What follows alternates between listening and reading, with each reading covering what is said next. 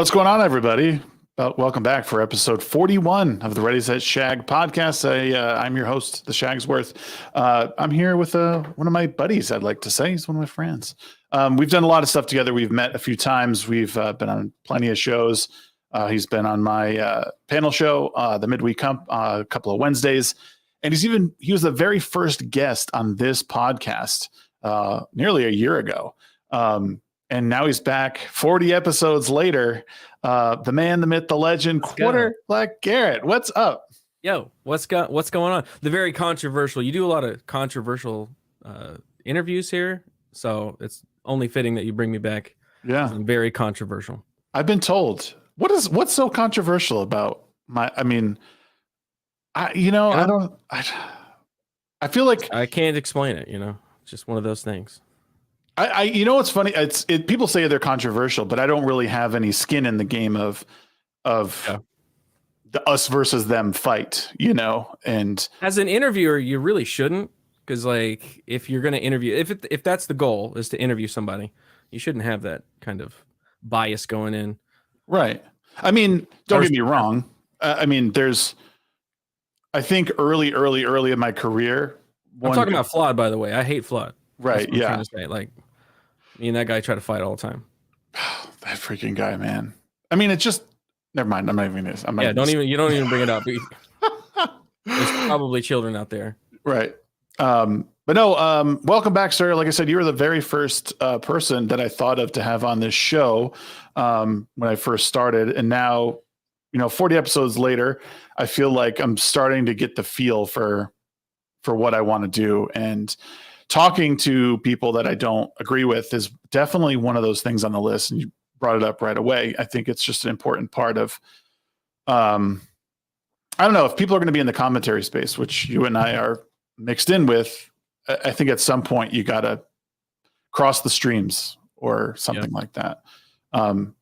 Or someone does, maybe someone in your position doesn't have to, but I think somewhere in there, someone has to understand, okay, why are you talking like this? Especially on Twitter, you have one side screaming at the other.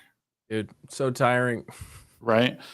So tiring. You got to pee in somebody else's toilet every once in a while. I think it's what you're trying to say, Right. Yes. I mean, I'll be respectful. I'm not going to pee all over the seat. I think some people like to do that. And if I do, for some reason, get some on the seat, I'll wipe it off. I think it's You pee right. You take the seat up, pee right down on the side, not into the water. So it's like the quietest. I do that. Which side do you pick? Now I'm switching this up to which side. I'm interviewing you now.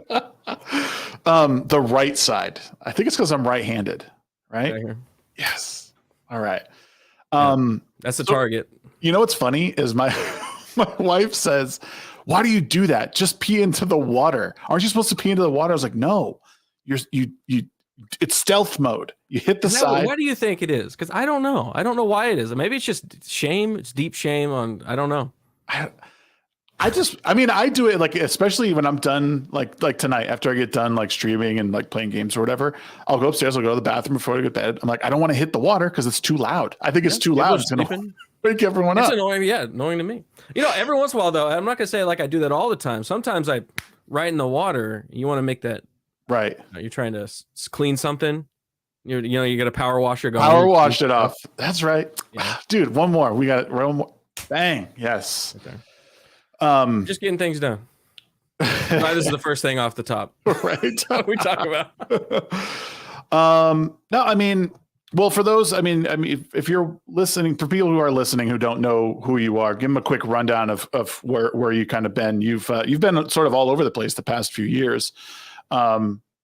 Just give us a quick rundown of who Black Garrett is. Internet drifter. I always wanted to be some kind of YouTuber of some sort. It was like when I was growing up, that was just becoming a thing, and nobody was getting paid for it. But I always thought it would be cool. I always put on shows for my brother and my family and stuff, so I always wanted to be a part of that. Didn't do that for a long time, but then I got a job at this little show, Loud with Crowder, way back in the beginning of the show, the first couple of years of that show, and was their intern for a while, and then became a on-air talent and did TriCaster, which is the video switching stuff, not audio. Not audio. Cannot do audio. Right. Very important. Garrett is not. Nobody knows that. Yeah.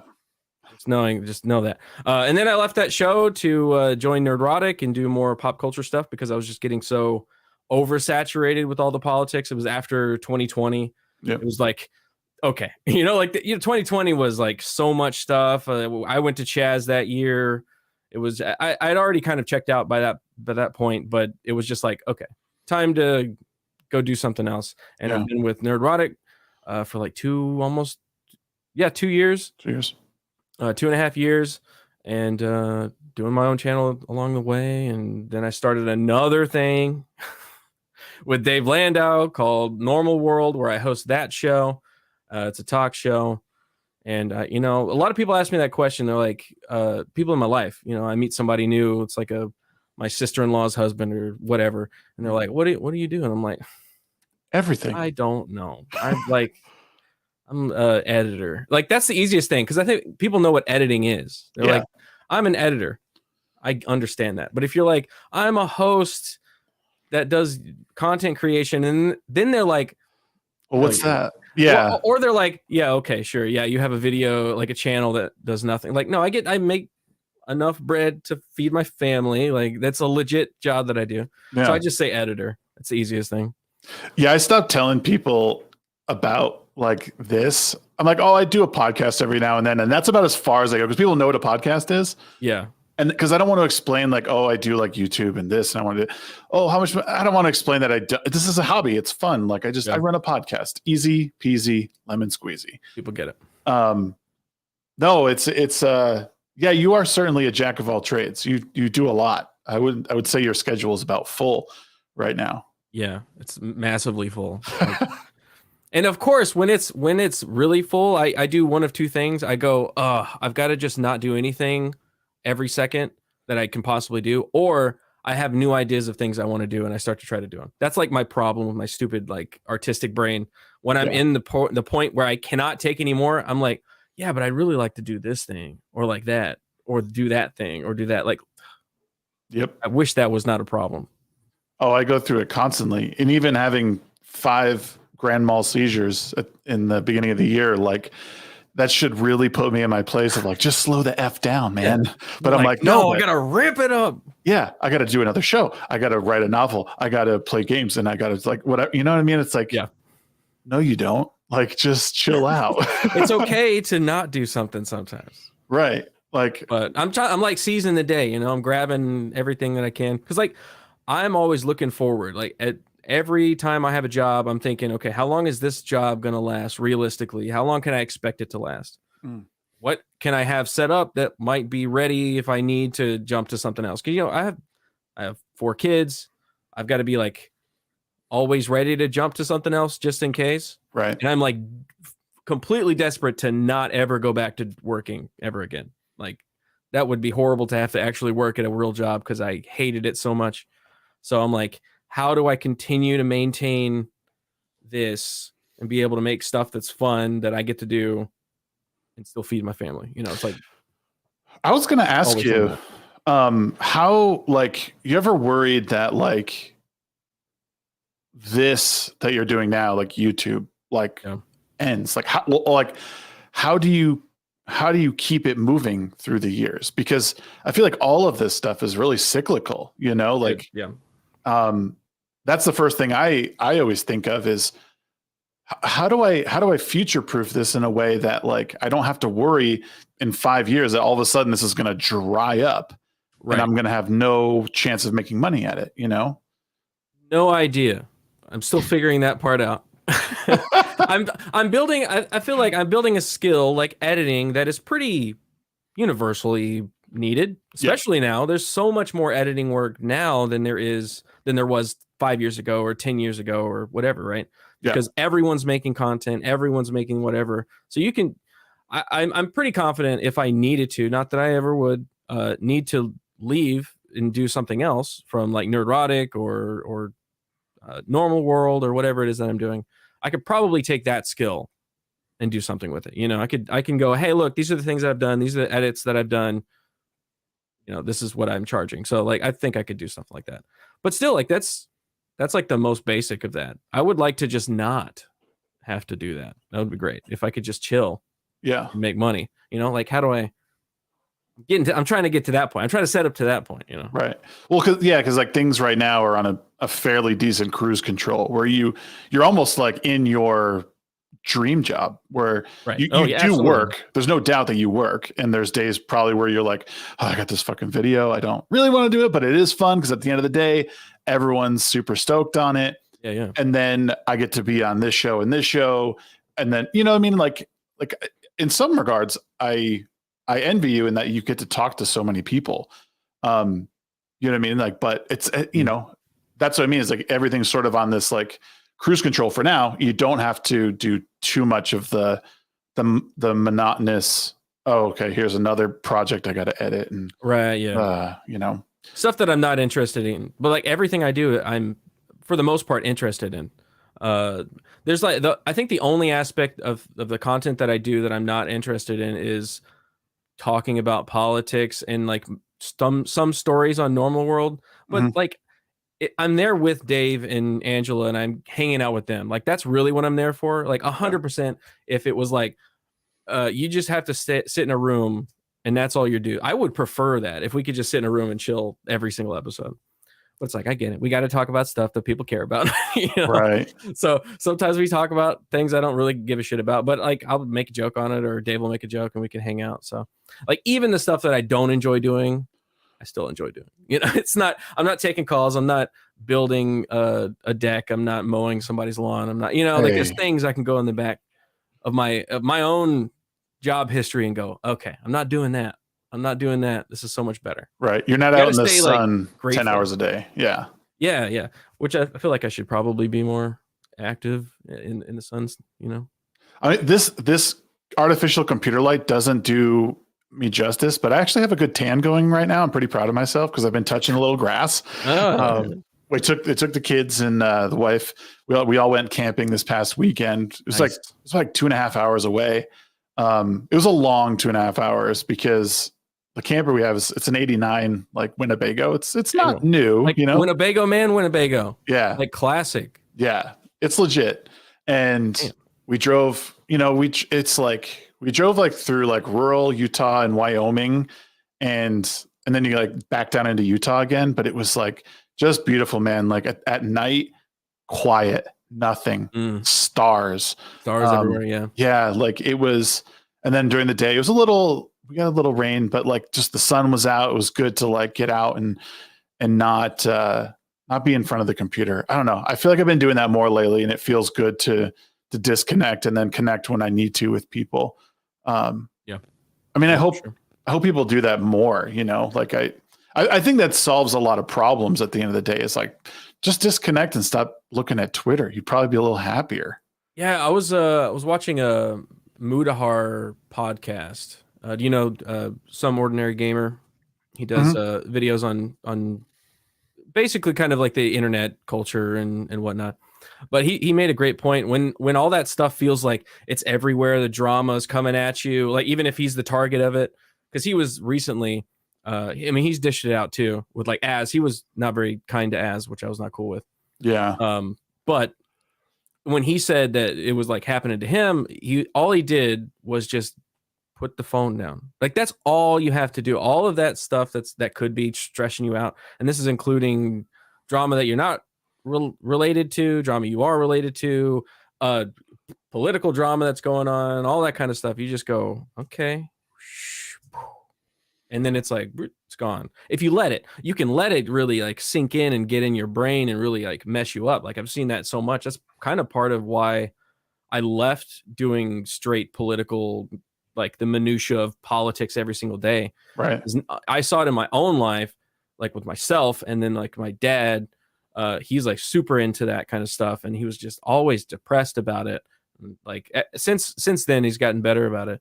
But I just saw a lot of that kind of black pill-esque feeling on a lot of people. Yeah. It's like, guys, we gotta like fight that so much, because like that is not the case. If you go outside 100%, you're not gonna run into crazy.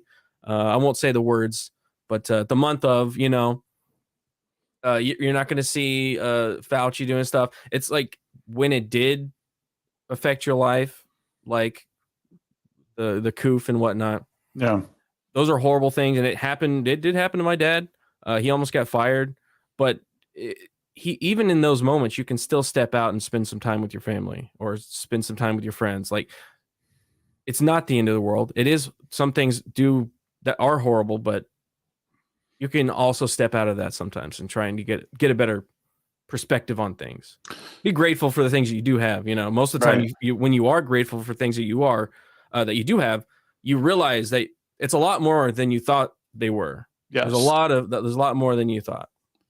No, totally. It's and I was gonna ask, like, so even, I mean, you weren't even on Louder with Crowder. You weren't even like part of the commentary necessarily. You were front and center once you got onto the board, but like, I mean, I don't know. I didn't watch it as regularly just for that reason, because politics every day got, a bit annoying. But even not being front and center all the time, it just wore on you too much. Like just being around that discussion. Yeah, well, it was kind of that whole thing because you live in that space. It's you're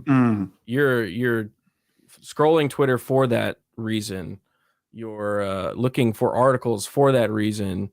It's not just when you're recording the show or when you're streaming the show. It's like outside of that, it was all of my whole life for a long time. And not to say that like it wasn't exciting for me at one point, and I was like that was what I wanted to do. It's just like after a while, I was like, is this what I care about that much? No. Right. And like you said, like I wasn't really like the one making all of the political commentary. I was just like throw in a little joke or do something every once in a while. Yeah. But yeah, it was just like the overall kind of thing I got tired with.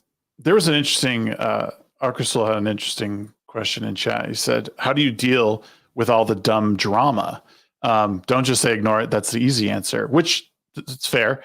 You're the guest. Don't say ignore it, because that's what I do. Actually, it's a level of ignoring that is not an active ignoring. Like I'm not paying attention at all about most drama that's going on. Like if some drama is going on, I'm more than likely way later gonna go, hey, could somebody give me the details on what happened XYZ? Like I have no idea. Because I've got so much stuff that I'm doing that it's like outside of the work, I still try to spend as much time as I can with my kids and whatnot. So like I do go, all right, time to put it down. Unless it's something that I'm like interested in specifically, I'll for the majority just ignore that crap. Yeah, I think you kind of, I mean, you ignore it by doing things that are like that are important. Like it's not really. It's for me, I think what people are missing nowadays is a lack of purpose. And when like myself or you, we have purpose outside of the internet. You just kind of miss it. And a lot of times I'm coming at this stuff 24, 36 hours after it's already happened. Or like I'm getting a thread that's, hours and hours old. So it's something that I'm looking back on. And a lot of times I'm reading what's going on, but it doesn't concern me. And what I see most of the time is people, they're just wasting their time on stuff that a lot of it just doesn't concern them. So I'm just like, dude, yeah, like here's one that like I have no idea what the hell when like happened was the whole Eric and the people that don't like him. Like I like Eric. He's a cool dude. I've hung out with him. I've bought his books because I like to support Eric. That's why, because I like Eric. Right. I don't know what happened. I haven't paid attention to any of that stuff. I know like the players, but I don't know like what happened. Yeah. And then like it would come into my mentions on Twitter. Like I'd be tweeting something completely separate and somebody would come in with some weird thing. And it's just like, why? Like, why is that on your mind so much to the point where you're coming to my Twitter where I made a joke about, some shit post about something. Right. And you bring that up. I'm like, it's weird behavior, bro. Like, why? Like, why are you doing that? And then I try to take that I see in other people when they do stuff like that I see when I'm like, that's weird behavior. Anytime that I'm doing that, because I try to reverse it on me and like, is there any time that I go into somebody else's, regardless of whoever it is, like that I go into somebody else's chat or somebody else's post and post something that's really like negative, like I try to not do that. So anytime that might get on that edge, I think about, okay, is this weird behavior? Because like, you can get sucked into the internet and you'll be like, yeah, I hate this mother. Wait, that's a person. Like, why am I talking so badly about a person? Yes. I try to avoid that. Yeah, it's a bizarre place to be because I think you and I think it comes back to having purpose outside of the keyboard and screens. Mm-hmm. And when you do see people engaging in this like troll behavior and stuff, you're just like unless you're getting paid for it, right? Like my interview with Dick Masterson like basically showed me this guy is a professional troll. He has been since like day one. Yeah. His whole personality is being a dick. I mean, that's his name. That's his brand. That's like, I mean, it's so on the nose that if you're getting mad at this guy named Dick, I don't know what to say. Yeah. So again, that's not a bash on anyone. It's just me. That's just how I think of things. I'm just like, this guy that he gets paid to do that. Right. It's his thing. Now, if you engage, then you're kind of co-signing, right. Like this is obviously what's going on. You're engaging now. Yes. So it's kind of on you. Like, yeah. And there's plenty of people in that sphere and not just that drama. There's plenty of people in all dramas on the internet who are engaging at a rate that I can't even fathom. Like I don't have enough time to exactly. I'm like, I could like, how do you find the time to do the stuff you do? Like drive to places and print out things and get into people, like track people down. Like I got time for that, bro. Ain't nobody got time for that. I got time for that. I ain't got energy for that. Well, and that's, I don't know. And at the end of the day, like when it comes to this show, eventually I would like to get to talk with people. Peter Pischke, who I really like, he interviews a bunch of people. He just sat down with Adam Sessler. He's sat down with Alyssa Mercante. Like he gets a lot of these interviews that I would love to dip my toe into it. And I've had to pull back on my engagement on Twitter to try and like rebrand myself a bit to not be this like total douche, Yeah. Because I think they're looking, I mean, if I tweet at someone, you send out a message and they're going to go, okay, well, look at this guy's profile. Yeah. Scroll. Yeah. No, I'm not going to respond or whatever. I do think about that sometimes, like I'll let shit rip for a while. And then if I want to message somebody that I know doesn't follow me or something, like if I want to get them a guest, like get them to guest on a show. Yep. I'll be like, okay, wait, what did I post recently? Maybe I'll wait a little bit. Yeah, right. Let that go down I'll post a couple other things. Just, hey, look at this kitty cat. What the heck? I want to make it look presentable because I'm trying to get you. You don't know me at all. Like that would be my Twitter feed is basically like my retarded brain. Right. So if you don't know me at all, it's like, whoa, what the fuck? Like, who is this guy? Yes. It could be if in the wrong scenario. So I get it. Yeah, people don't realize, like, I mean, Twitter is an exaggeration of real life, and especially by extension, people's brain. I mean, that's when Jack Dorsey created Twitter. That's what he said. It was basically supposed to just be it's a stream of consciousness. It's not like a full dialogue. It's broken up, and tweeting back in the day is much different than it is now. I actually think this is the best form it's been in a while, but except for the video quality. Yeah, the video fix your freaking video. Yeah, God, it's so bad. But yeah, if you're looking at someone's like Twitter feed as like an accurate representation of them, I think you could definitely tell. I mean, people obviously reveal who they are through all these apps and their dialogue, but I don't know. I guess personally, I wish people would just be a little bit more open to like dialogue or also like being a little bit more, I don't even know the word. I was gonna say a little more humanitarian, because like Okay. I do think at the end of the day, like so many of these people are really human, Yeah, right. I mean, they're all human, right? Like even the ones that are crazy, even the insane ones. Like sometimes I'll look at people and be like, "You're like a human that's obviously going through something. Like you've got, past problems with people that you knew, or your dad or mom didn't love you, or you've got mental issues that you need to deal with. Like there's things in your life. I'm getting like the worst version of that. Yeah. Like I understand that. So I've really back in the day when I first started my not my YouTube but my Twitter, I was like bow, bow, like I was just like everybody I could get, I was just burning them. Right. And I've really like I don't engage in the comments as much, like in threads, or unless somebody's like directly like trying to fight me, I might engage, but it's usually that's weird behavior, bro, kind of way. I really don't try to dunk anymore because it's just, what's the point? You're dunking all day and it gets tiring. Your arms get tired dunking. Well, why do you think you were doing that before, and why did you stop? I don't know, immaturity, and it was fun. Like you kind of treat it less as like you're talking to humans and more like you're talking to profile picture that said X dumb opinion. I mean, I never crossed a line to the point where I'm like, I want you to die or something. Like it's not ever hurtful, but like if you're dumb, like I'll make fun of you and be like, oh, this is dumb because I da da da da, But I did it for so long, I was just like, what's the point of doing that?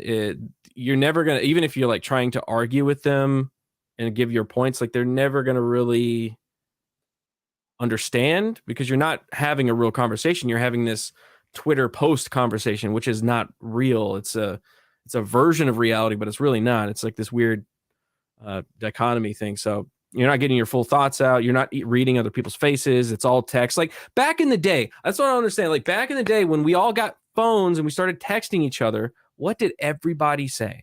They all said, "Oh man, I don't understand this text because it's not, it's not how you're saying it, so I don't understand it, so I'm misreading it." That happened all the time. Mm-hmm. It's still happening. It's like we just forgot that was a phenomenon, and we just take every single text on screen as that's exactly how I believe they meant it when I read it.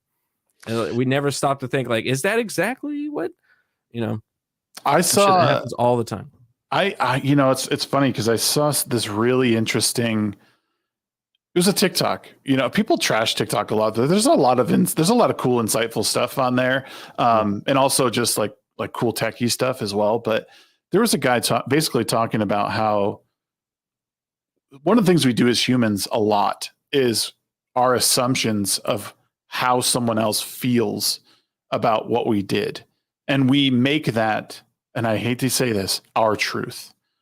Like you know what I mean? Like your brain does it. Your brain goes, I mean, everything you see is your truth, right? It's your perspective of what events are, and those can change through future events or past events. It'll change the way you perceive a certain event, right? Yeah. It's like you can't take eyewitness statements that seriously most of the time because they're not real. Like they'll be like, that was a guy in a blue shirt and he smacked that lady, and it'd be a woman in a red shirt that walked past him. Like you can't really take your own observations. So like you need to be aware of that, right? When you're going like through life. And even like, unless someone explicitly, like if you're filling in how someone might feel about you, unless they specifically said to you, what you did made me angry, you're making up that person is angry over something, like if you, cause I could have, if you and I are hanging out at the FNT meetup and all of a sudden, like we're talking and then you like turn and walk away. Like I could be like, if I were really weird, I could be like, oh, I must have done something to make Garrett mad because he just like turned and left. Yeah. It's like, I can make that my reality, or then you spin it off and then you get mad or something or whatever. Yeah. Right. And that's what happens, I think, a lot on social media is that someone says something like Pride Month is ridiculous. And then everyone's like, what? Like, you don't like gay people? And you're like, no. They do this thing where it's like guilty by association, but guilty by association in their own head. Yeah. So it's like, because you said I like the American flag, you must be blah blah blah blah blah blah blah, right? Or because you shoot guns, you must be blah blah blah blah blah, right? Right. And we do the exact, like, I'm trying to be more like, take the view out from the left right politics thing a lot. Yes. We do that shit all the time. I do that shit all the time, where I see somebody and they'll say one opinion, I'll be like, pff, pff, write them off. They're a complete leftist nut job because they had one opinion on something. Yeah. Now they may also have those opinions. I may be right, but what if they don't? What if they do? Look, whoa, what if they do and they're still a cool person? Holy crap. I have friends that don't agree with me. What? Holy crap. You know, like, we need to freaking stop this. Like, if you disagree with me on your worldview, you can't be my friend, or I can't ever talk to you. Like, that is the same thing that they do to us that we do to them. And it's just pushing that no man's land further and further out. And it's making it bigger and bigger. It's just, I'm so tired of that fucking mentality. I was talking to somebody recently about how the pendulum is swinging. It's like the pendulum swinging back, obviously, and we don't need to swing all the way the other way. No. And they were like, no, I think we need to swing all the way the other way because we need to get rid of all. And I was like, no, we don't, dude, because that's like that's the problem. It swings that way, and then they pull that way, and then we go back over here. Like, middle, bro. We need to be right here. The two-party system works when it works. When it's not being corrupted, it's definitely being corrupted. But when it works, it's supposed to feel like it's not working. The Senate goes and doesn't do anything for a long time because you're supposed to be pulling right and left, right, left, right, left. And then somewhere in the middle is hopefully where nobody's going to be happy, but we can kind of guide along that way. That's how it's supposed to work. Yeah. But every single person thinks, not every single person, I'm doing it right now. See? A lot of people. See? A lot of people think I need to only have my worldview like validated at all times. Like, if my worldview is freedom, I love freedom. I think it should be validated at all times. I think you should also, but that's the whole point of having that argument. Bigot army raid. Who's the bigot army? Right. We're talking about being like practical and not having the pendulum swing. Bigot army rolls through. Well, we appreciate everyone being here. What's up? Go. That's Hypnotic from YouTube. Thank you so much. What were we talking about? Well, the importance, I think, of being a little bit more nuanced, essentially, with try to understand like the problems that you see in other people, you're also having yourself. Oh, for sure. And trying to curb that. Yep. And I'm talking, not talking about y'all, but I'm talking about myself. Like, I've been trying to do that and not be as combative when I realize that person's probably just got problems. The majority of people on the left that we all like say they're insane, they have these crazy takes, they should be like, they probably have real problems, and you should be like sad about that. I'm sad about all the people that have those thoughts. Like, that's not how you should be. That's not how you should live your life. And I think that's sad, and I have pity on that. I'm not going to trash. I think that they should be deleted, like there's people that go that far. So, yeah. And that's one of the things that I was thinking the other day, or I said this morning, I was playing a game and I was like, I want a lot of this shit out of like games, because when I sit down and play a game, I want to have fun, even if it's like even a competitive game. I like playing competitive games. Like, I like playing Rocket League. I liked playing Overwatch. Like, I liked games that made me try and figure out something, Yeah. And I don't, because I'm just bad at video games. No, but you know what I mean? Everyone has their things. But like, I was thinking like, I'm in Overwatch, and so someone had like a trans flag in their profile. And of course, like, the first thing someone says, "Nice flag." And I'm like, can we just play a fucking video game? Like, I don't.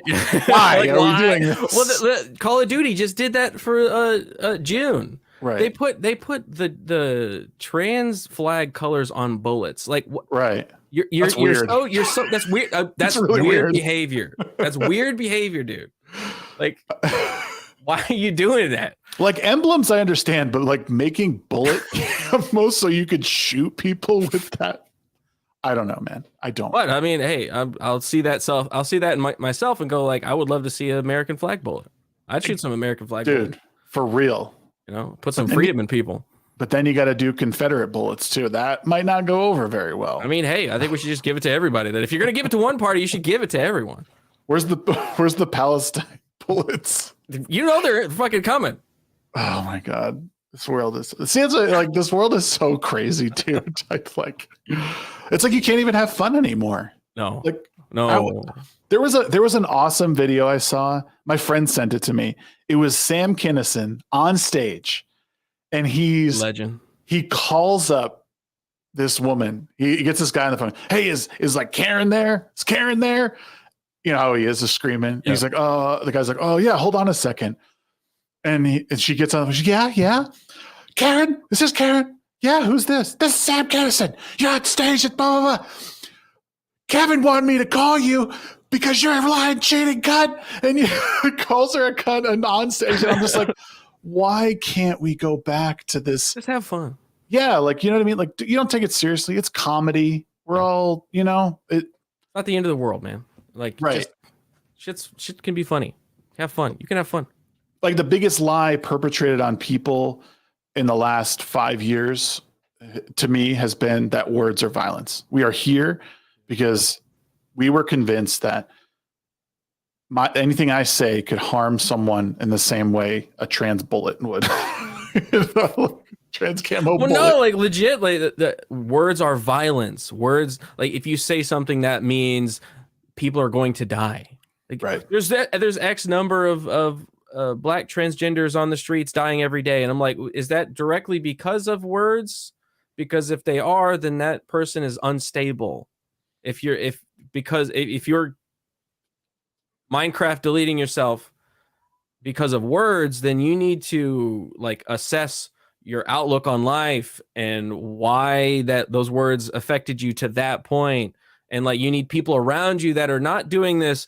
I'm going to lift you up just regardless of what your opinion is or however you live your life. Like, I'm going to actually be like, hey, are you okay? Are you like, what is actually wrong with you? Like, you know, like, yeah, like people that care. Now, I think that's an issue too, because we're seeing the separation, the big divide of people. And that's just between politics, but it's also more people are on their phones, more people are texting, more people are playing video games separately in their separate houses. There's nobody sitting on a couch and playing video games anymore. You know, you're not. There's a whole lot less of interactivity with people. So we're just getting this more divided and more solitary lifestyle, and then you have nobody that can go, hey man, how are you doing? Like, what's going on with you, man? Or woman, or whatever it is, and try and help you. Yep. We just, and when you do, at least on their side, I think ours has other problems. But theirs is like, oh, you're great no matter what you do. You're great. I just love you for you. You know, no. So sometimes I like people for how they treat people around them. That's what I like about people. Right. I don't just like people. I don't just respect people for nothing. You get baseline respect. I'll open the door for you. I'll say, hey, I'll smile at you. Have a good day. You know, but then if you do anything, that respect level goes up or down. You know, you don't just get respect out of nothing. So I think people are just super selfish because they're isolated. So all they have is themselves, and they're desperate for attention from other people that they're not getting. So when they do get that attention, it's got to be all positive attention, or else you're an anti XYZ. You're a blah blah blah blah. It's just kind of like where we're going, and I feel like it's getting individually. That's getting kind of worse. That tendency to be separated and that tendency to be more self-centered throughout the time that we're kind of learning this whole social media thing. We're still learning this as like a culture, as a people. We're very young to this new technology of being so connected. So hopefully at some point, and I see there's a way that it could happen when we get to the point of, are we so disconnected we start going back outside? It's almost like like right now, you know, punk rock used to be fight the power, wear crazy cult clothes and do all that. But then it turns into the opposite when that starts to just agree with the state. Then the anti-culture is having a family. It is doing these things that were used to be traditional because the traditional thing is out, So hopefully when we get to the point where it's like, oh, I got to take the Oculus off because I've only been in VR for, the last 12 years or something. And I've not seen a human face for a while. Maybe the whole human race will be like, oh, let's go outside and let's go do stuff outside again. Are you scared of like AI VR like stuff? Do you think that's something that do you think there's an attempt to use it against people? There's aspects of it that I do think can really affect stuff, like just the bot issue on Twitter. How many people am I talking to or seeing on a day-to-day basis? How many of them are real? I have no idea. I have literally no idea. I know the ones that I've seen in real life, but that's it. The other ones could all be fake accounts that are just posting crazy opinions. Do you ever do this thing where you're on Twitter and you not even in your mentions, maybe somebody else's mentions, maybe a post somebody else makes. Yeah. You go down and you see a crazy response. You click that profile picture and you just try to understand that person. I'll do that sometimes. Yes. I'm just like, who is this person? Absolutely. I'm like, this is supposedly a real person, right? Mm-hmm. And sometimes you'll do that and it'll be obviously a fake person. They'll be posting like these really obvious opinions or posting something about a very specific situation, and that's like all they've done. But isolated, isolated. Why did I say it like that? But isolated, when you're just scrolling through somebody's mentions and you see one opinion in there, it doesn't look weird. But when you watch them all, and it's like, oh, they're all weird. Yeah. So how many of those people are real? And then that you could go, okay, well, who's buying those bots to say that opinion, to stir the pot? It's like just that alone, is kind of scary, and how it could be more advanced and have more complicated conversation where it's not obvious, where they do have interests and they go down these roads. Like, I think we're there at this point, actually. We're like, possibly half of the people you're talking to on X are not even real people. So that's kind of wild. Scary. Yeah, that's wild to me because, from what I see, the only thing AI is at the moment is like a glorified autocomplete is how I heard it described. That's exactly what it is. It goes, what is the next likely, depending on my model, what is the next likely letter? Literally down to the letter. It doesn't even think of things in words. It goes, what's the next letter? Oh, it's probably this. And it does that in such a creative way, and creative by the people that programmed it. They program in errors that humans do, and verbal speech things that humans do to make it simulate artificial. It's an artificial intelligence. It's not intelligent. It doesn't think. It's not like you ask it a question and it goes, oh, let me think about that. No, it goes like, okay, if this string of letters are put input, what's the most likely scenario? And it's really good. It's really, really good, but it's not a thinking brain. And I don't think it's close to a thinking brain. I don't even like, a lot of people are scared about that. I don't think it's close to being sentient or any of that. No. I think the actual issue is people misusing it.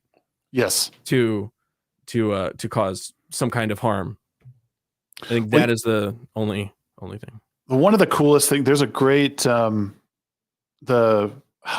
is it? I don't remember their names, but the Joe Rogan had these two guys on recently talking about it, and they basically were OpenAI guys. Did they have? Yeah, they have them. OpenAI. The brothers there. Eduardo and I forget his name, but anyways, they had a really good show that kind of made me think like, I'm not really worried about any of it because it's like the programming of it takes way too much. Like, we have the computing power. We don't have the actual power from what I hear, from what they say is like, and the way they were describing how you would need to even in order to gain any sort of sentience, you would need to you need to program someone's will into it. Like what sort of empathy what is or sentient, what is sentience? Right. At that level? How do you program that into something? Well, there was on top of that, he was saying, and I may have even mentioned this in the midweek hump last week, is that like they were talking about how they were trying to program it something to like hold a ball, and they couldn't actually get it to hold a ball, but rather when they finally did get it to do it, it wasn't actually holding it. It just appeared to be holding it.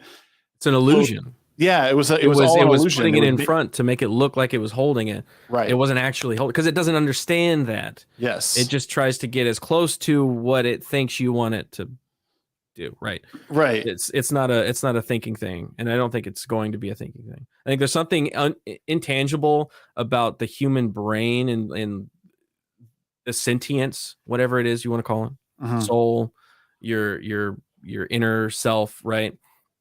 There's something intangible about that, because it's like the final thing that science cannot figure out. Like you cannot figure out where it comes from. What is the difference between us and animals, and what is the difference between animals and insects and rocks and plants? Like there's a difference. We know that there's there's synapses, and there's higher brain functions, and they're bigger brains that can do more calculating and all that. But what is this? What is going on here? That we don't even know that. We don't know that. There's something crazy about the fact of that. So until we figure that out, I don't think we're going to be figuring out AI and making them that, unless we stumble upon it somehow. I doubt that. I very doubt that. But I do think AI could be misused. It could be. I think making AI as open as possible, as free as possible for anybody to use, anybody to make their own AI, I think is the best possible way. Because if we have a monopoly on that, like I said, you could have your bots on Twitter or on YouTube comments, or making YouTube videos. They're already doing that, or wherever, creating narratives of whoever is controlling those bots. Right. And then I also thought about this with ChatGPT, right? So ChatGPT is, at least I need to update on the ChatGPT 4, but ChatGPT 5 was modeled off of like 2021 or 2022 knowledge base. So it didn't know anything past that. And I lost my train of thought. Something about ChatGPT. AI can't do that, bro. AI can't do that. But go ahead. No, keep going. I was gonna say AI can mess up though, because they were in that episode on JRE. They were talking about how there was these weird anomalies with ChatGPT where you could say, okay, just say this word over and over again, and it would start like feeling doubtful of itself, and then like mess up words. It was really strange. Yeah. So these things, right. I remember it. Okay. So it's built off of this. There you go. It's built off of this old knowledge base, which is everything before it was human related. Humans made all that stuff. Humans wrote everything. They wrote all the books that it was modeled off of. They made all the pictures. They drew all the art, all that stuff. Right. Now the internet is like flooded with AI art, right? Yes. Every second there is millions of images being made by people out there that are using ChatGPT, or they're using Grok, or they're using what's that, Midjourney, right? Same thing with text. So now they're making like paragraphs of text on how to do this, XYZ, or blah, blah, blah, blah. And that's getting out on the internet. So how do you decipher what goes into the next model when you say, I want to add 2021 to 2029 in there? Is it going to include AI art? Because then you start to go, okay, well, now we're going to be incorporating AI, and it's going to be like this feedback loop, like when you get a mic too close to another mic, and it's like, yeah. So over time, it's going to go, and everything is AI art in the future, and it's completely gotten this weird land of craziness. Like, I feel like that's also something that we need to think about now before 50 years in the future. And we're at the point where everything is just, I don't know. I don't even know what it could be. If it's only taking in its own information, what comes out at the other end, because it's not always accurate. You can ask it a question. Here's an example. I was editing a video and I was like, I just started using Chat GPT, just like messing around, asking it weird questions. And I was like editing a video and I needed somebody looking at like a movie scene of somebody looking at a calendar, just because I wanted a visual aid to like a B-roll, right? And I couldn't think of a movie, and I was like searching my the databases of like memes and photos and whatever, just to try to see if I could find. Because I'm like, I know for a fact there's a scene in a movie of somebody looking at a calendar. I can't think of it. Yeah. So I was like, whoa, what if ChatGPT? I'm sure they've got like a database of movie information, right? So it's like, ChatGPT, I'm an editor, I'm making a video, I need a scene of a character looking at a calendar, and it goes and it has all these movies, and in there it said Ferris Bueller's Day Off. Ferris Bueller looks at his calendar to plan out his fun day out of school. And I was like, did that happen? Because I've seen that movie a lot. Like, I've watched that movie so much as a kid. Like, I grew up watching that movie all the time. I was like, I don't remember that. But hey, maybe I'm wrong. So I went to the movie, scrolled through the whole movie. No, there was no scene. Scene that did not exist. And I went back and I was like, hey, ChatGPT, you lied to me. It is not real. That did not happen. It goes, oh, I'm sorry. My bad. It was like, oh, I'm sorry for the inconvenience. I will add that to my database now. I'm like, bro, so you're just complete confidence trolled telling me troll me. Like, I would have respected if it was trolling me, but it thought for real that there was a scene in Ferris Bueller's Day Off that he looked at a calendar and planned his day. And I was like, he did not do that. It would have been funny if it was like, haha, I didn't think you'd actually go and correct me. I would be like, ChatGPT, you got me, bro. You got me. I've been using it. I've been trying to, I'm using it more just to kind of, because I don't want to be that old man that's like, I'm not going to use the thing.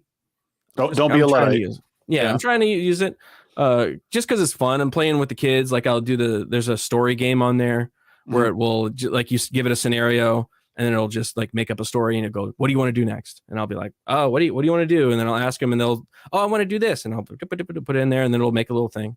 That's cool. We've been playing with that. And sometimes it's just like, it's nowhere close to being as good as a human at like a story. It's really good. Like, it's really good at giving you like template stuff, but a lot of the stuff is just like repetitive stuff. Yes. You're like, okay, skip that. So I'm kind of interacting with it more. I think my biggest fear when it comes with AI crap is I think you touched on it really briefly, is like how information is disseminated and shared on like social media. And like because we've seen in the past with like election interference from wherever, that like they were, whether it was AI bot farms or like accounts from another country that were being made and being put on Facebook, like all that stuff can now be automated if you really wanted it to spread information about something, and people believe it because, again, they're online and they get their information from their notification on Twitter, and it's so easy to make up something fake or to make a fake email that's like, hey, this is what's going on in your town. Did you know that? And then all of a sudden people are panicking that like, oh my God, there's a white supremacist rally in town. I can't believe this. And and it can go either way. Or they generate a photo of an empty shelf on a thing. And I was like, I went to the store and it's empty. Oh my God, we got to all go buy toilet paper, and then you start a real actual frenzy because of something that was fake, which happens all the time. Yeah, no, and that's where I think like AI is crazy because it can do all of this stuff insanely faster than any human can put this together. Mm-hmm. So that's where like the only way to combat that is letting people know, like, don't trust everything that you read online. And I think that's where we're going. I think we're going to the point where it's going to hit this crescendo of I'm seeing every president now do the most horrible things in photos. I don't believe, or I'm seeing a celebrity do this, or they said this, or somebody hacked into an account and then they tweeted all these things out and I thought it was them. Like, I'm not going to believe anything. I think that's probably best. Like anything on the internet, I'm just straight going to be like, I don't believe it. It ain't real. I don't even believe my own eyes. I can't look at a photo and be like, yeah, that's real. Because like at this point, they're so good. Some video, Sora is that video AI. Yep. That could, it's still got issues for sure. You could still, if you look really closely, but if you're like looking at a clip and it was cropped right, you'd believe it. You'd be like, those are two dogs playing in the snow. I believe it. That's a lady walking down the street. I believe that. Well, the problem is that normies, people who are not familiar with that this is happening at the rate it is, will look at those things and be like, oh, that's real. That's Biden doing that or whatever. It just happened to Melanie Mack. Oh, that's right. Yeah, she had those pictures. That moron went, dude, you're such a hypocrite. You're posting all this stuff. You say you're a Christian. It's AI or somebody photoshopped that. Right. And you don't have the ability to see that. I think most people, and that may be just an age thing. Yeah. You know, I don't think that my grandparents could look at a picture, an AI picture, and know that it's an AI picture, you know? Yeah. So I think it's just growing up with this technology. Like my kids and their kids are going to be like, yeah, it's AI. That's AI. Yeah. Don't trust that or that or that. Like just by context of how things are posted or whatever. So yeah, I think it's possibly just an age thing. Real quick, I do want to go back and touch on a couple of super chats and some gifted memberships. Ace Hanlon said, "Hey Garrett, been following your content ever since you left Crowder to work with Nerdrotic. Thanks for introducing me to his channel and colleagues." Yeah, dude. I always love hearing that. And Future Boy came through with 5 gifted memberships. Thank you, brother. You've been keeping us going with those memberships. Appreciate you, man. He was upset that he didn't get one gifted to himself with that. I think you have to just click the join button and join yourself. How do you gift subs and you're not a member? I thought you had to be a member to gift subs. I thought so too. I think, are you not alright? Gooch Diabolic Souls for 7 Canadian pesos says, with technology and AI, it has killed creativity for the youth.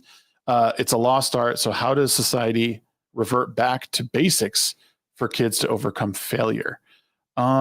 I think it's kind of incumbent on like the people who are familiar with it and and maybe grew up before that. Like, so Garrett and I, our generation, you outbreed those people first of all, but you also have to explain to your kids the value of creating things with their hands. Yeah. Go outside, play in the mud, build imaginary forts or whatever, construction paper, all that. And because without that, I mean, if it stops, they're not going to know. They're just going to look to their phone. And then again, in my opinion, don't give kids social media before the age of 16. Like, I mean, bottom line. I just had a conversation with my daughter because she was playing some game my little brother had on his iPad. It was some game where you did art and you sent it out to the other kids and they would draw art too. And it was like almost like a message board. It wasn't verbal, but it was text. Mm-hmm. So she was doing it slyly. She was like, they said I couldn't be on the iPad and play this game. I don't want to play this game. So I had to explain her. It's like, no, it's not because I don't want you to play the game just cause.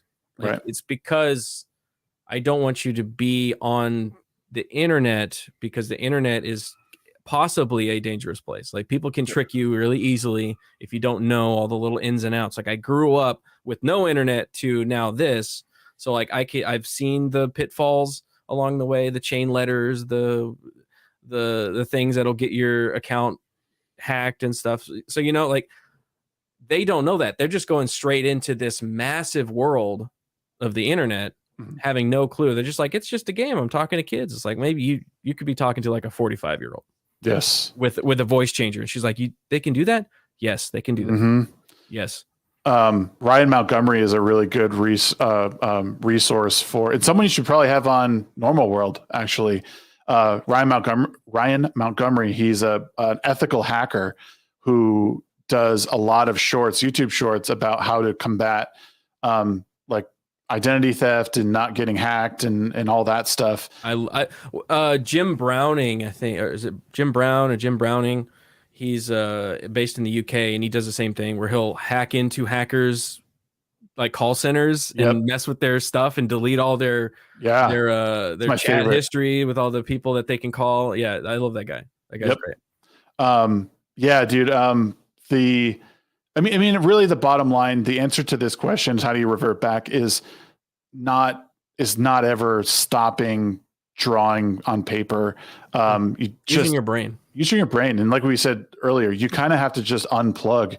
It's just so weird because we've always been so connected, and kind of ironic saying it because we're talking on, online, not in the same room, but unplugging and doing things in person is huge. Kids will learn, but they need to see you do it too, which is learn by example. Eric Valhalla for $5. What's up, buddy? Says, people already stop believing what they see online. If you try to give someone factual information, they flat out deny it because it wasn't from the mainstream media. Yeah, it's a problem with the failure of these like institutions. They were believable before, but they've, I think, been in some small regard infiltrated by people, ideologues, and they have kind of ruined that trust and broken that trust. The people who everyone believed are gone or dead, and dead. Or found out to be not a trustworthy source. Right. Yeah. It's unfortunate, and that's something that you also have to combat. But I think the more that independent news media pops up, and the more that, so a lot of people are breaking away from these bigger publications because they know they're full of shit. So they start their own independent sources, and they are starting to pick up traction. And I think that's a really good thing. You gotta support them where you can, share their stuff where you can. Sonia Lissette, 5 gifted memberships for the channel. Thank you so much, guys. We got 10 gifted memberships today. Damn. Love it. Love to see it. Yeah, man, I think the conversation surrounding AI is fascinating because there's I think it's overhyped, first of all. Yeah. But there's a lot of doom and gloom over it. I'm like, I don't think it's as bad. Or at least it's not in the same direction. I think it's different. Right. I've actually had a lot of fun with AI in that, I've making just fun. Like I've created so I've been writing a book. I've actually made their the characters from the book. I've made their portraits. Cool. You take their description and do that.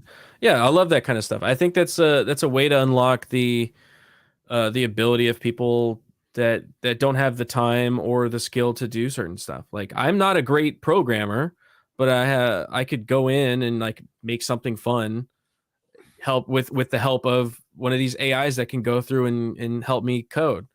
Yep. I don't ever plan to be a programmer, so it's okay for me to do that. I think is an issue when you find it, if you're an artist and you're trying to learn using AI, I think that's a bad way. You need to learn the principles and the art before, and then you can incorporate AI art in some way.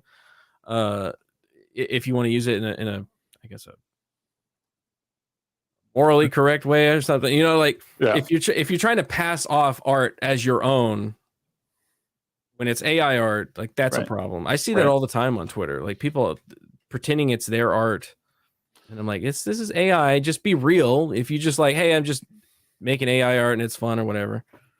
Well, what's funny is today I was streaming some Diablo, and I was on Kick and on Twitch, and person on one of the viewers on Kick followed, and they were in chat for a little bit, and then all of a sudden I was talking about I was writing a book, and I was just I was I think I'm looking for an editor for the book, and all of a sudden this person chimed in, and so the English wasn't great. It was just enough off. You know what I'm talking about? You ever had a conversation with a DM or maybe someone in your chat who was just their English is just a little bit off, and how it's typed, the comma, there's a space before the comma and after. Yeah. And you're so they're and they're oh, I edit. or something. And I was like, oh, well, I'm looking for someone like a real editor, like someone to like look for content mistakes, grammar, blah, blah, blah. Oh, well, I do that. And I was just like, oh, okay, a little snippy, but whatever. But like, I've had a bunch of people now in my mentions in DMs being like, hey, if you need help with this, essentially where I'm going with this is AI, and be it for editing video or photos. It's ruining the indie market, like the Fiverr market, where people used to like go and find real professionals to do small odd jobs for them. Yeah. Now these people will be like, you'll say, oh, I need a logo for my YouTube channel. And all they do is type in your name, like do funky logo with this person's name. And then, oh, here you go. I need $50. It's like, maybe I'm doing the wrong hustle. Maybe that's what I need to do. Maybe I need to do that, man. I don't know, man. There's an element of that, like taking over those small jobs. You see that in different verticals as well, like fast food. Like if I was a kid, turned 16, trying to find a job, McDonald's is like half robots now.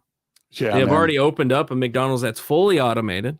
No way. Yeah, this is fully automated. It's a big robot machine. And you walk up to a kiosk and you're like, and it's, which is probably going to get your order correct. Yeah, I'm okay with it. But does the ice cream machine work? That's the question. Does the ice cream machine work? Probably not. It's never going to work. That's a core rule of the universe. But like for a kid, like how are you going to get a job if all the jobs are robots? And that's I almost feel like that's worse for our society than even like the art jobs. Like the art jobs is like, yeah, we enjoy art. Art is great. I love seeing people's art, things that people can make, but it is not necessary to our like existence. I think having a job and money and eating is.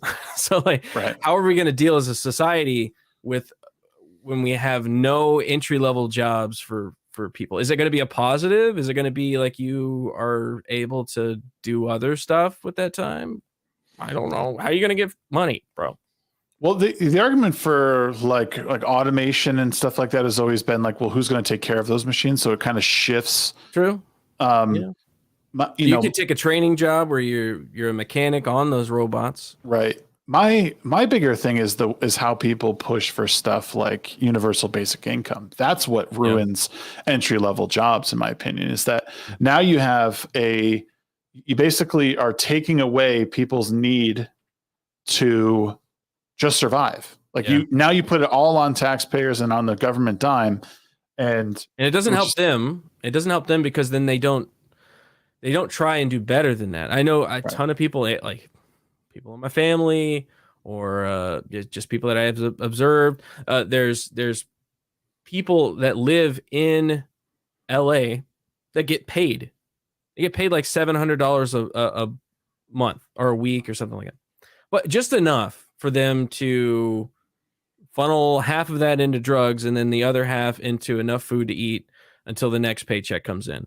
Yep. And then people will just coast on that, and it does not help them for them to be in that situation. And we do the same thing with housing, with food, with all of those things. It's all the social welfares are good in idea. Like I get what we're trying to do, but is it actually beneficial to the people that use it, that just sit on it? And because in my family, I've seen this happen in my life, whole life, just on the welfare teat, never getting off. That is their life.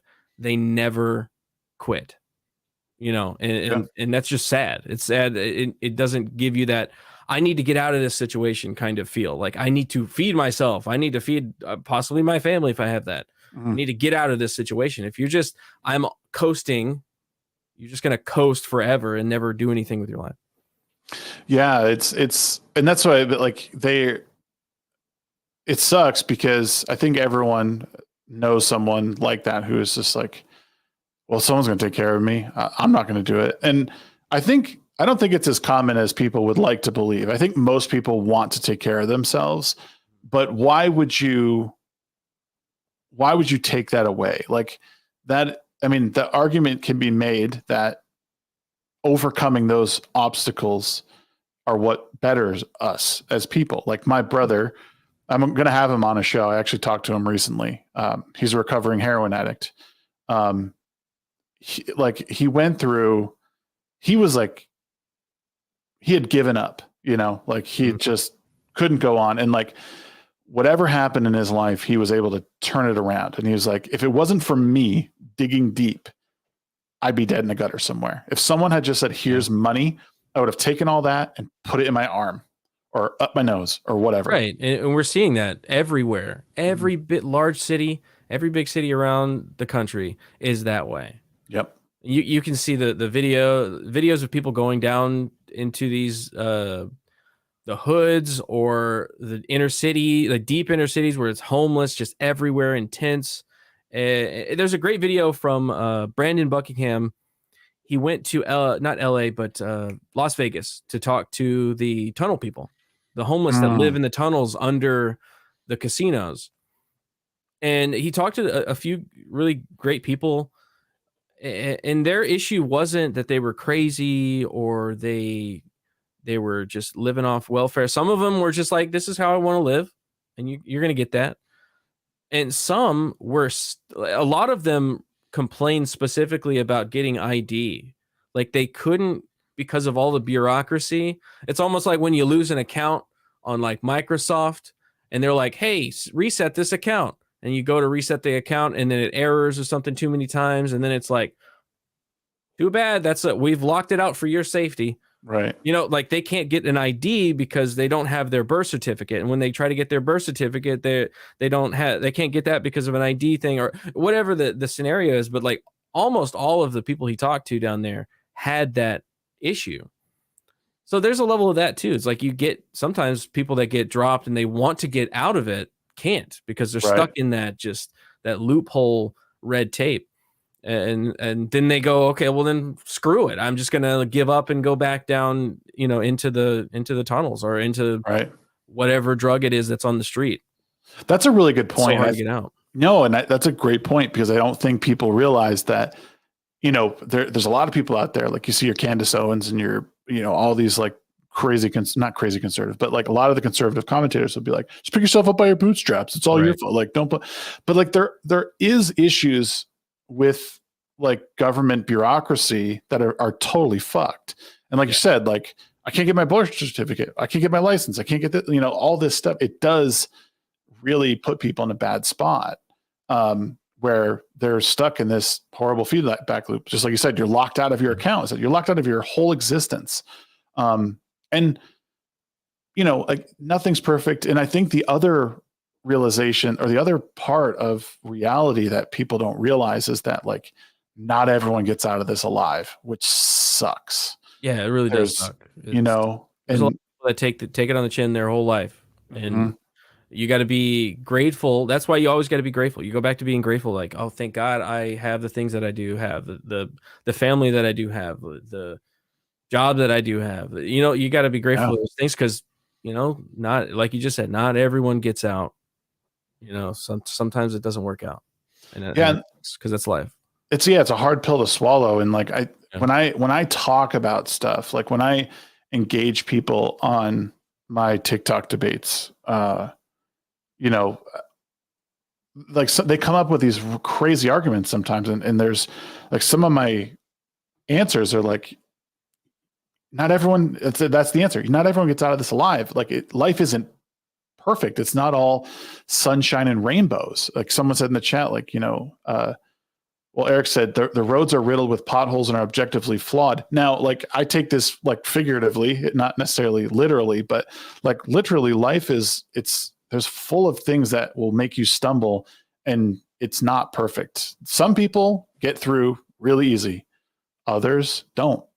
And that's, again, it's a hard pill to swallow, but I think it's something worth understanding. And once you understand that, it makes life a little bit easier. The hardships, especially the small ones, you're just like, fuck, I'll move on. But I do want to real quick first Future Boy came in with $5. Thank you, Future Boy. Appreciate you. Said, after several hours on YouTube circle jerks, I do a Reddit circle jerk, cleanse to keep myself in the middle to see both sides and make my own judgments. Hey, good Lord. Hey, more power to you, bro. Right. Yeah. I don't do the Reddit, but Reddit's brutal nowadays. I can't do it. So I used to like it. It used to be cool. You know, like the paranormal forums and stuff like that. Like No Sleep. No Sleep's awesome. I let other people read it, so I don't have to get in there. Yeah. I did want a hard pivot to, this is a hard pivot, big pivot, but you guys, Adam Krigler, X-Ray Girl, and Gary do Forbidden Frontier. Great show on Sunday nights, right? Sunday nights. And it's one of my favorites because you guys talk about a lot of cool shit. I spoke with Gary a couple of weeks ago about ancient Egypt.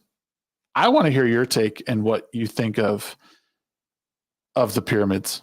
What is going on? Like, how old do you honestly think, bro? You think Sasquatch? Egyptian Sasquatches. Sasquatch eye. Sasquatch, as they like to be called, Sasquatchy, in the colloquial term. I don't. That's a hard question because they seem like they're way older than we're told, and we get a lot of evidence of things getting older than what the established line is. Yes, the pyramids specifically. They got these massive granite blocks, tons and tons each. Put them on rafts. Loaded. This is rafts. This is conventional knowledge. Okay. How they think this is how they did it. They got them from a quarry. Like, I can't. I'd have to. I don't have my notes. Okay, I don't have my notes. God, miles away, right? Then they got those massive ton stones, the blocks that they cut there. They cut them out of the quarry, shaped them, put them on the things, and then they moved them on a raft down the Nile or up the Nile, and then got them off, and then moved them up on this pyramid. Massive number of these several ton stones. How did they do it? There's not an explanation for that I find satisfying. When they say, like, I guess I could believe them rolling them on some tree, like, you know, like some pillars. Basically, they roll it across, kind of like a conveyor belt, into the water on top of this thing, and then they get there. Slave labor. That's a lot of slaves, and they actually have found that there weren't as many slaves as people think. It wasn't all slave labor. It was mostly artisans and whatnot, and different guilds that were working on it. That's what they say, at least. But that's a lot of slaves for a lot of time. Where are you finding the food? Where are you finding the housing for all these slaves? Where, like, how long did it take? Did it take like hundreds and hundreds of years to build these things? Like, the calorie cost, you know, the sheer calorie cost, that alone is like staggering to me of how did we do these things. So I know there's an explanation, obviously, because they're there and they're not natural, but there's not been a satisfying answer to it yet. Did you see that they just recently found like another, so just off of one of the pyramids, there's like a bunch of like places where relatives of Khufu were buried, and then just off of, so just off of there, so it looks like a cemetery. Like, so there's the pyramids, boop, boop, boop, and then there's a bunch of like, and they didn't find any bodies in the pyramids. True, by the way. But there was there's a spot outside, like near those relatives of Khufu, that it's like an L-shaped building that's only about, I think, between like 1.5 and 3.5 feet down under the sand. There's like a room, and then 11 to 20 feet below that is another area that they've found through through ground penetrating radar or something. Yes, exactly. So what is down there, dude? I don't It just know. seems like This it is what was I built. mean. The fact that it doesn't seem like they have the king's chamber and the queen's chamber. There's no body in the queen's chamber. There's no body in there. It just looks weird when you take the side cut of the pyramid. Mm-hmm. The way that it's built is, let me see if I can find. it just looks weird. It doesn't look like, if you were going to build it as a tomb, you might build one hallway with a room for that sarcophagus, and they sealed the whole thing, right? So there's not like observation areas or like what are all these other, there's air chutes that go to the surface. Like, what do you need air for? You're dead, but maybe they believe they needed air. I don't know. Maybe. Right. It's just weird. It's just strange. It's just a lot of strange stuff. And then like the behavior of Egyptologists is also sus to me. Like the way that they shut stuff down so much, I don't like. Well, I don't. Sorry, go ahead. No, Continue. no, please. No, my thing with all this is why haven't we replicated this? People say, oh, we've built the Hoover Dam and we've done all these other big structures. I'm like, yeah, but the Hoover Dam might last as long as all that has lasted, but we nothing built else. that with current day or recent history technology, right? Cranes, cement, rebar, stuff like that. Like, why have we not redone the level of technology that you believe, which are like little, not iron pickaxes and stuff, but copper. It's like copper tools. Like copper is one of the softest metals. Like you're going to be having a copper chisel, and you're chiseling out these massive stone blocks. You're going to have to be throwing and remaking them, and like. Well, it just doesn't make sense. You were saying it might be possible to do, but at what rate is it being done? And this is something that I'm thinking is like, so you have these 3 giant pyramids, you have the Sphinx. How long did it take to make these things? Because when things are made over hundreds of years, they generally look different at different stages, right? Because something was built in 30 years and then that's a great point, aging, and then something higher has, is not as old. So like you're going to have aging differences, which there might be, but that's never been something that I have. In some scenarios, they actually don't take this as fact, because I'm not an Egyptologist. I'm not a big brain boy, but they found underneath almost the whole plateau that the pyramids are on is a single block. Now it could be naturally forming that they shaped into it. It could be something like that. But they found stuff like that. Like if you go to Peru, we're going to go there this year, and like Sacsayhuaman is this zigzag. I know Sacsayhuaman, she's so good. up on top of that hill with that zigzag wall. And you see these stones, and this is indicative of a bunch of different sites across the world, but these stones that are so closely tight, like you couldn't fit a credit card or a piece of paper between them. They're so like right next to each other, and they're all perfectly cut into these spots. So it's not like they're eroding into these shapes, because they couldn't, like, why would you couldn't fit? If it was eroding, it would like erode around all of the edges, right? And it wouldn't be like there's like a block here, block here, block here, and then there's like a perfect little block in the middle. It's like, how did you make these things? There's obviously some kind of technology that's not just a chisel. Well, here, and I'm going to bring this up because I don't normally stop and read the chat like this, but it is worth bringing up. So Future Boy says, people stacked blocks, so mysterious, LOL. Now, this is true. People have always stacked blocks. That's something that happens. But the point remains for all the people refuting and laughing at this and calling people crazy conspiracy theorists or whatever, replicate what's done with the technology of the time. Because I'll shut up right now if someone said, here I'll remake the Sphinx using copper tools, or we will make a replica of one of the pyramids out in the middle of nowhere because we just want to leave our mark of society.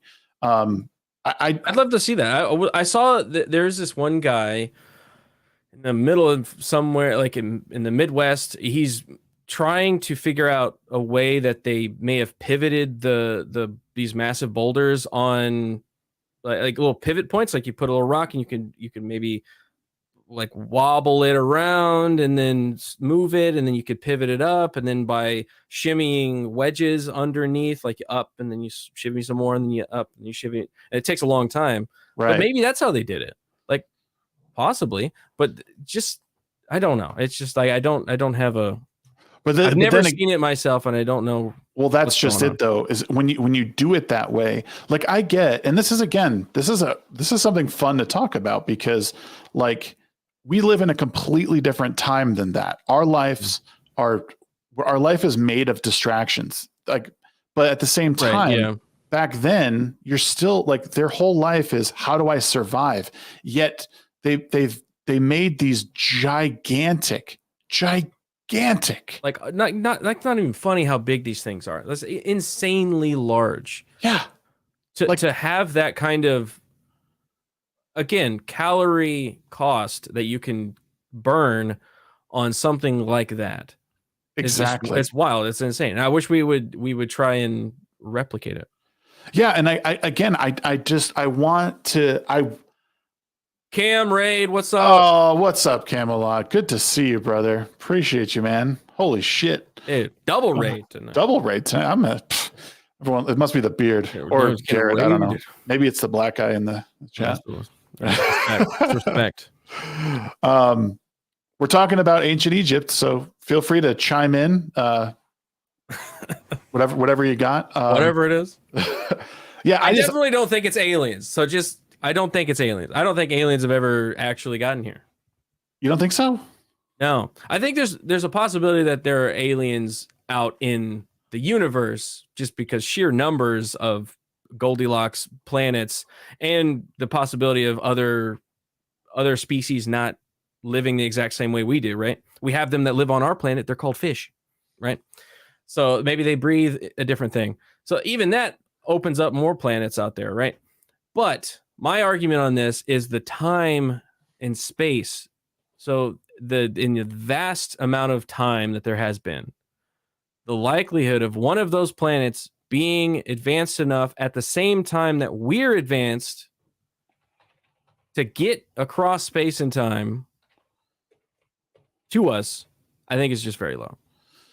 Yeah. Unless they unlock some kind of space time. I meant to say space because they're moving physical from their planet to our planet. Unless they could figure out some way to bend space and time, and maybe, hey, whatever. Which is entirely possible. I don't know. I did see a very interesting fact about how if there's a planet, the nearest star system from us, that has that's in the Goldilocks zone, if they were looking at us today, they would be, if they could somehow see the surface of the planet, they would be looking at dinosaurs. And I just thought, holy shit.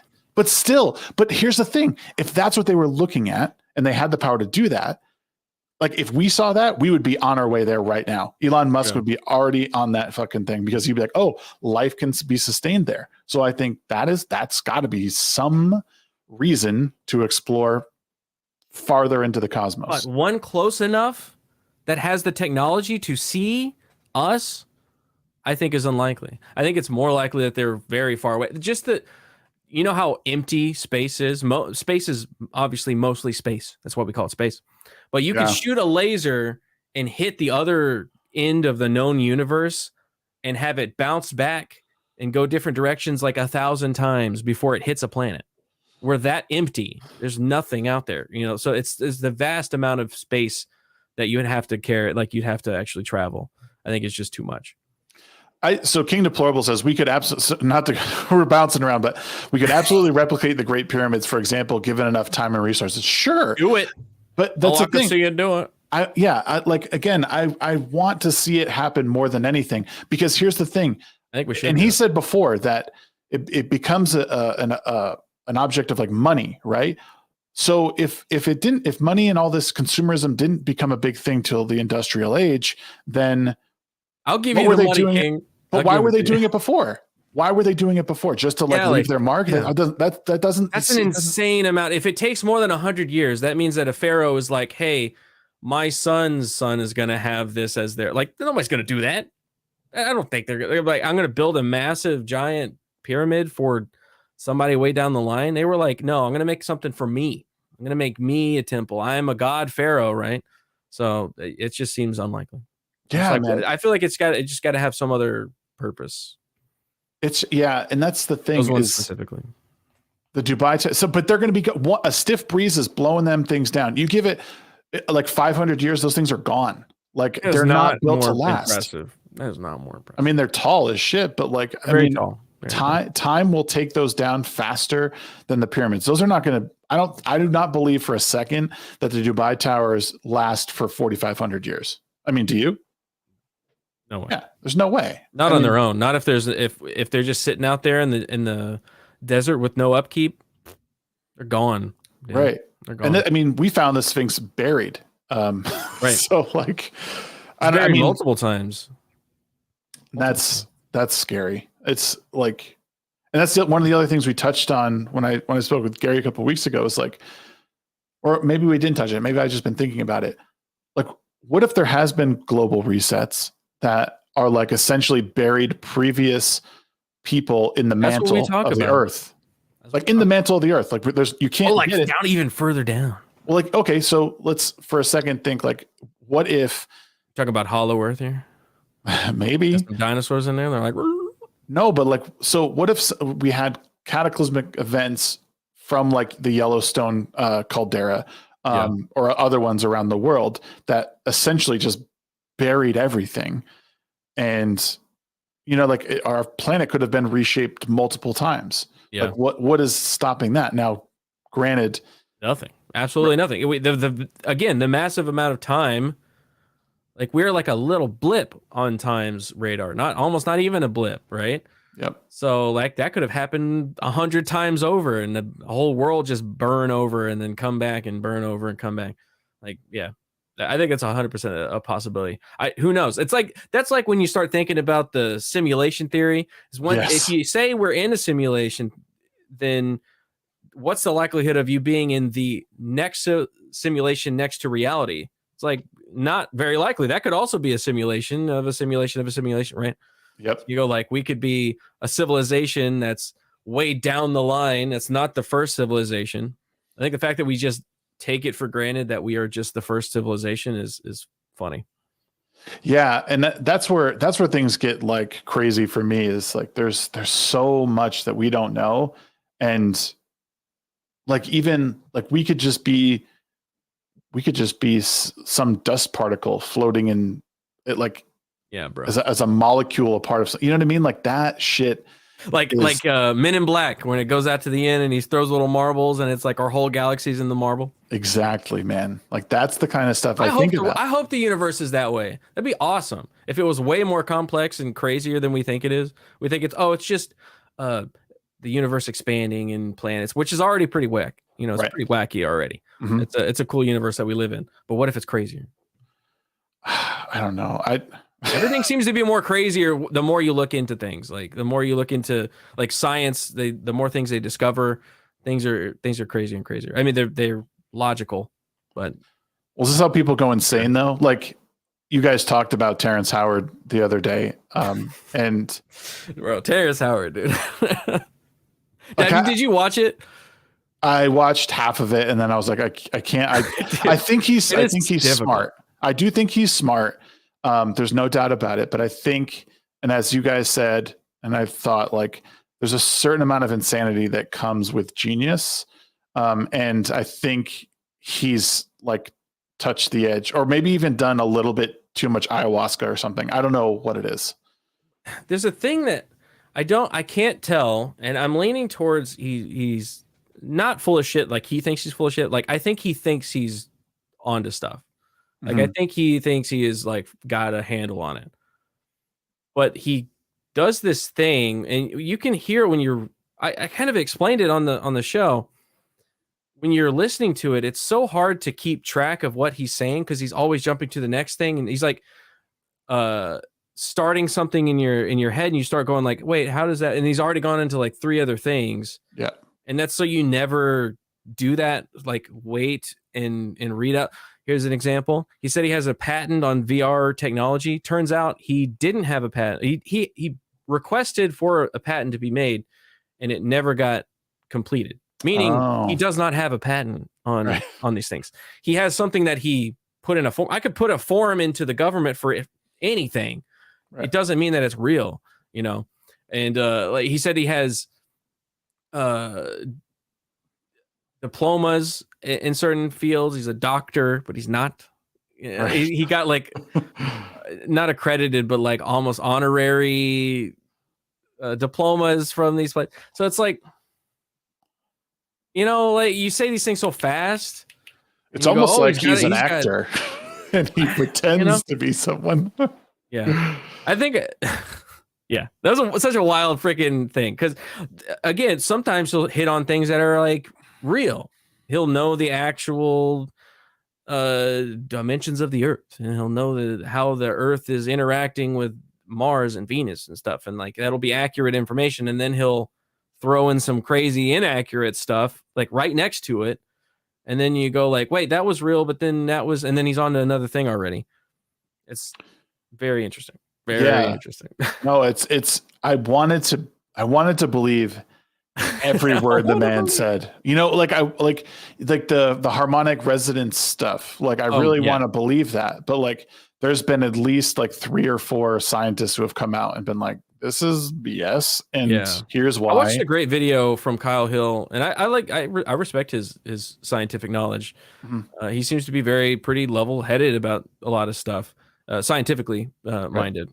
And he did a video on it, and he was breaking down like all the kind of those things. He had a great point. He said he sets all these little fires in your brain that you can't put out. You're trying to put them out, and then he sets another one, and he sets another one. So yeah, I want it. That'd be cool I like the idea of thinking in a different way, of trying to be like, well, maybe the periodic table shouldn't be organized in a grid.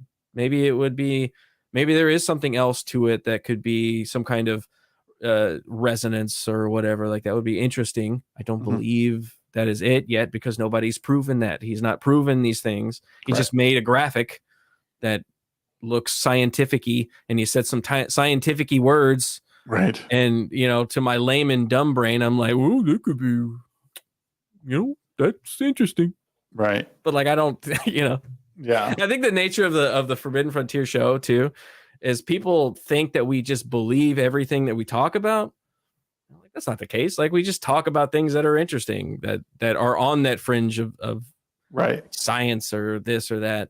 And some things we do believe, and some things we don't believe. Like, I don't believe the aliens came down, but Gary does in different ways. And like, you know, I think that's the most fun about doing shows like that. And even having discussions like this, it's not to say that to affirm a theory or whatever. It's just fun to think about, like the whole ancient Egypt thing. It's so fun to think about it, because the reality is we're never going to know. It's very likely no one will ever know what happened then and why it happened, but the discussion surrounding it is fun, and it brings people together. The idea of aliens, about there being something beyond here, it's great to entertain, because it makes you think there is something beyond this. There are beings. That means that we are capable of reaching somewhere else in the stars, and that is a lot of hope, because I think a lot of people now think like, well, this is it for this planet. Like we got to get out of here. We got to be a multi-planet species. So the idea of aliens is which is cringe, by the way. Like, Earth is fine. We're cool here. Everyone's overthinking everything. I agree. Good. Okay. I mean, I would like to go to other planets. That's cool. It's a cool idea to do that. But like, all right, we're not burning down everything. It's not going to crap. Like, people trying to say that the storms in Texas this spring are abnormal. Have you ever been to Texas for any amount of time? Like, the weather is wacky, dude. It changes all the time. And there's consistently massive thunderstorms in Texas every spring. Like, that's just what it is. And then they try to go, oh, it's because it's not the case. No. Yeah. And like most of us, I mean, all of us have not been alive long enough to truly understand these weather cycles, at least in my opinion. Yeah, like, it's like a fractal. We're getting like a snapshot of it, and there's like these massive systems that are going on. We try to understand like a little bit, but we don't understand. Like that's the meme. That's the meme. The weatherman don't know shit. He says, "Oh, it's gonna rain tomorrow." It don't rain. Right. Exactly. Like they don't know shit. They try and understand it, but we don't really know it. No, and quite honestly, when it comes down to it, I don't know if I want to know. I want to be happy in my life. I want to raise my kids to be happy, good people. I don't need to know everything. Right. Again, I think where you start to get back to like the more you know, I think the more it sort of drives you insane a little bit. And it goes to the old adage like ignorance is bliss. It's nice to not know it all. So I don't know. If Morpheus came to you and was like, "This is all the Matrix," would you take the blue pill or you take the red pill? Oh, I would take the blue pill. I'd Me be too. Yeah, Me man. too. I'm sorry. That means I guess like Neo was a lone dude sleeping in his apartment. His life sucked. I get why he took the red pill, but like, I'm doing pretty good. Like I like my family. I'm pretty happy. So I'm going to take that blue pill, bro. I'm not changing this shit up. Right. Like I'm not changing that shit up. Yeah. Like I'm not a single guy living in my apartment, like about to lose my job. Like, yeah, like sleeping. No way. Like I'm happy. I'm not Keanu Reeves. Yeah. I'm definitely not Keanu Reeves. So, no, I'm good. So yeah, it's funny because that whole thing, like I'm Team Cypher all the way. Give me that. Like he woke up from the real world and was like, or into the real world and was like, "Damn, this place sucks. I want to go back, bro." Well, it's an interesting thing too. What is reality, bro? Right, and like other people trying to tell you your destiny, right? Like you need to be a part of this bigger thing to fight for everyone else. Like not everyone was made to do that. Some people were made to sit in the sidelines, be selfish. Like that movie, that's why The Matrix is a brilliantly written film. Like it's on so many levels. It really encompasses so many different people in all different walks of life, diverse even maybe. Oh, wow. What are you, leftist? You freaking woke tard over here saying diverse, bro. That word is offensive to me. Oh crap! Now I'm doing it. Right. Oh man, now I am the woke leftist. God, I can't have you on anymore. God damn it! Can't be friends. So, what's next for you, Bo? Like, what do you think is on the horizon for you? If you like, when you think 5 years down the road, where's it all coming to for you? I really don't know, because we've got a contract for our show, and who knows if they'll renew that contract. I tend to plan for the negative, just to be safe. I'm like, it would be cool if it continued, but if it doesn't, who knows? They seem to be very happy with it right now, so all signs point to yes, but you got to be prepared, right? And I'd say hopefully I'm doing my own thing and working on more stuff on my channel. I'm always in this perpetual, what do I want to do? What do I want to do? So hopefully I can figure that out on my own channel and start making stuff. I kind of realized that recently is I've always been building stuff up for other people, which I'm totally fine. Like I love doing it on Nerdrotic. I love making great videos that audiences really love to watch, and kind of making Gary's thoughts in a better package, like making the visuals look really good, and taking that channel, helping him grow that channel. I love doing that stuff, but I've kind of like put my own stuff on the back burner, and that's including like normal world. Like that's not my thing, it's mine and Dave's thing, and it's really Dave's thing. I'm just there to hang out. Totally down. I'm down to hang. But it's not like my thing. So I'd like to hopefully make my thing work at some point. If I could find anybody know how to make time, like more time. Could that be? I wish I could help you there, pal. Oh, okay. Well, I'm still working on that. What would be your thing if it was like right now, if I said tomorrow, Garrett, you could have your thing, what would that be? Recently, I've been thinking about doing more kind of man on the street, out in the world content. Because I used to do stuff like that. I would on Crowder. I did a few man on the street. Obviously, the Chaz thing. I went to Chaz, did that. But I also did fun ones. Like I went to Comic-Con and made a video package on that. And I just I know how to produce those. I know how to write those. I know how to perform in those. I know what it takes to make that kind of stuff. Mm-hmm. So I've been thinking about trying to do some of that, make some of those kind of things, and just do content that's fun that I like. But that's the thing, is it's hard for me to all stick with one thing just creatively. I think I've always had an issue my entire life with dedication to one thing. Mm-hmm. I'll be I really like this thing. And then once I'm making that thing, or if I'm 100% done with I finished that project, then I'll be all right, well, I don't want to do that thing again. I could go do this. What if I'm doing this? Or while I'm working on that project, I'll be thinking well, what if I do this or that, Yeah. So I need to figure out how to focus that energy. Well, I mean, you said too, you've helped out a lot of channels, and I will say you've helped out my channel a lot with your willingness to come on. I think you've helped a lot of smaller crews really sort of get out there, and I mean the fellowship in general has done that, where they've been very open to being a part of the small channel rotation. So, well, I don't see myself as anything other than a small channel. Look, my channel's small. I don't have a big channel. Before I was on Crowder, I had a little struggling channel where I was fucking eking out every subscription. I was oh, I got 200 subscribers. Yes. Yep. So I've blown that out of the water, but I'm not anywhere close to a big channel. I'm just involved with big channels. It's it gasses me up. It makes me look more important than I really am. No, but you do. I mean, I know what you're doing, but you have, your skill and these people trust you. Crowder trusted you with his stuff. Mm-hmm. Gary trusts you with his stuff. And you've done that because you are good at what you do.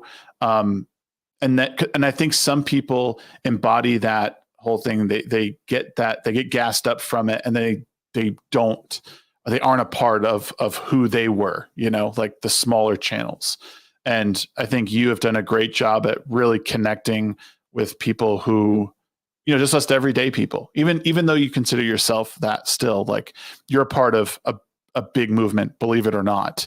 And that's really awesome to see, and I think it helps set a really good example for those who are starting their own thing and who want to see what I think humanity needs moving forward. They just need good people doing things selflessly sometimes. Obviously, we're selfish creatures sometimes, but I mean, a lot of times what you guys do is very selfless, and throwing these big events every year, multiple places, meeting people for hours and hours on end, and all the other stuff.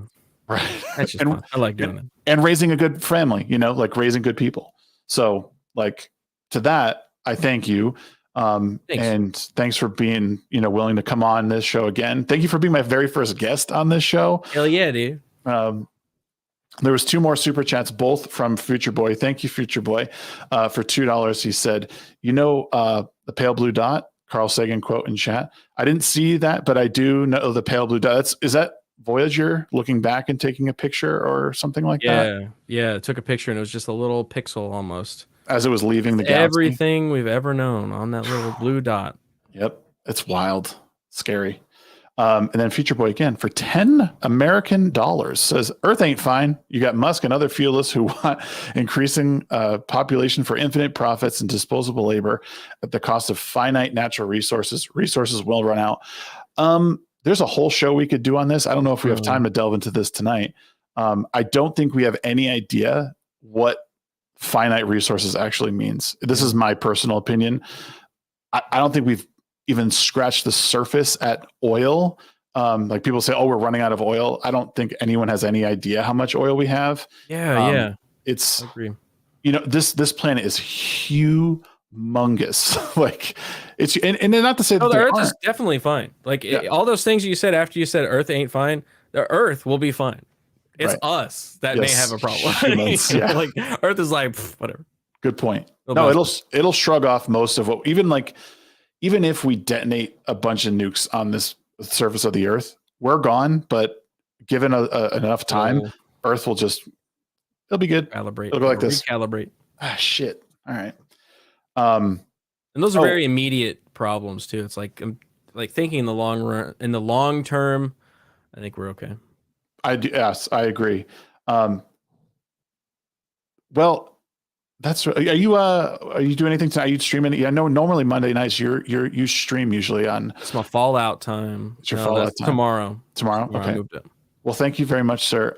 Is there anything going on this week that you want to chat about? Tomorrow, Flawed Zilla is going to be on Normal World, so go check that out. Flawed and Mo are going to come over, and then Thursday, we're going to have Gary and Eric July on Normal World before the meetup, and then over the weekend we're going to have the meetup, and we're going to hang out at Dallas Fan Expo and all that fun stuff. So if you're in the area, come check it out.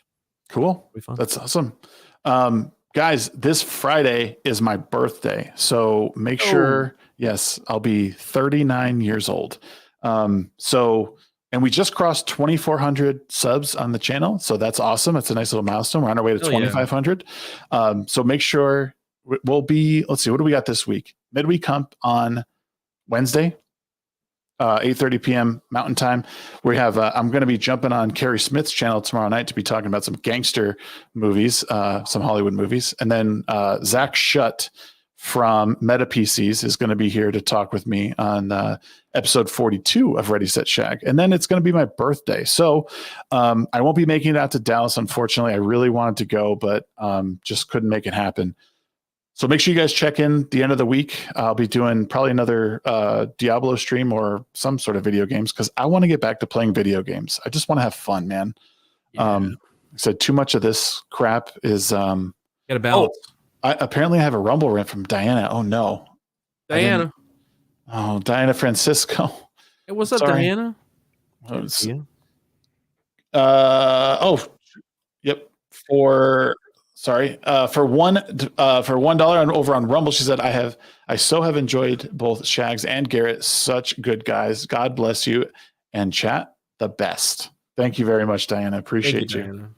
Diana. But yes, anyways, that's it for us tonight. Thank you guys so much for watching. I really appreciate it. We'll see you guys next time.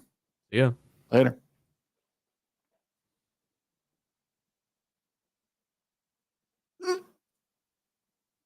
No, I fucked it up.